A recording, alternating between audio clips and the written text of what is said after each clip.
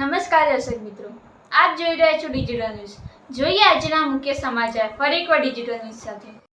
સાબરકાંઠા જિલ્લાના વડાલી તાલુકામાં સુરજપુરા ગામના બે ખનિજ માફિયાઓ ધોળા દિવસે રેતી ખનન કરતા નજરે પડ્યા હતા. જેમાં રેતી ખનન કરવાવાળા ઠાકોર ઉદાજી અને ઠાકોર જીગરજી આ બંને યુવાનો ખાણ ખનીજની કોઈ બીક ના હોય તે રીતે લોડરથી ટ્રેક્ટરમાં ભરતા વિડીયો વાયરલ થઈ ગયા છે.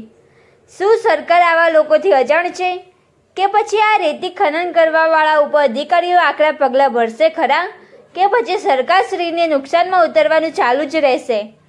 જેનો રિપોર્ટ ડિજિટલ ન્યૂઝ સટલાસણા.